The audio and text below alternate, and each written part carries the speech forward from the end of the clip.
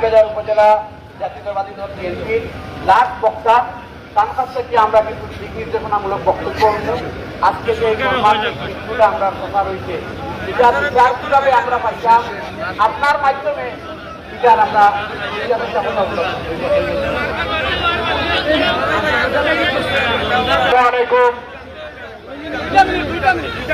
আসসালামু আলাইকুম উপস্থিত মুসল্লিয়ান, আমরা এই জায়গায় অনেকের বক্তব্য শুনছি। আজকের এই যে অনাকাঙ্ক্ষিত যে মৃত্যুটি, এটা স্বাভাবিক মৃত্যু নয়, সেজন্য আমরা সবাই এই জায়গা থেকে প্রথমেই এর প্রতিবাদ জানাচ্ছি, নিন্দা জানাচ্ছি। প্রিয় উপস্থিতি, আপনাদেরকে আমাদের সিলেট ৬ সংসদীয় আসনের মাননীয় সংসদ সদস্য অ্যাডভোকেট ইমরান আহমেদ চৌধুরী সালাম জানিয়েছেন। আপনাদের কাছে এই বার্তা পৌঁছে দেওয়ার জন্য এই জায়গায় আমাকে পাঠিয়েছেন।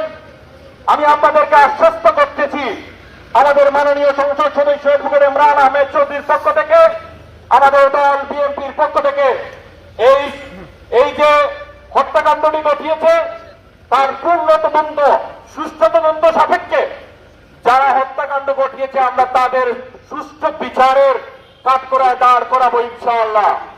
প্রিয় উপস্থিতি, আপনারা আমাদের উপর, আমাদের সরকারের উপর, আমাদের মাননীয় সংসদ সদস্য অ্যাডভোকেট ইমরান আহমেদ চৌধুরীর উপর বিশ্বাস রাখবেন।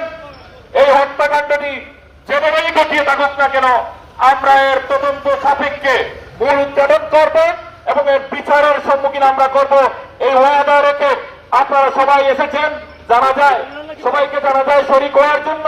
এই পরিবারকে আল্লাহ রাব্বুল আলামিন যাতে সুখ সহ্য করার শক্তি দেন, এই দোয়া করে আমি আমার সংক্ষিপ্ত কথা শেষ করছি। আল্লাহ হাফেজ, আসসালামু আলাইকুম।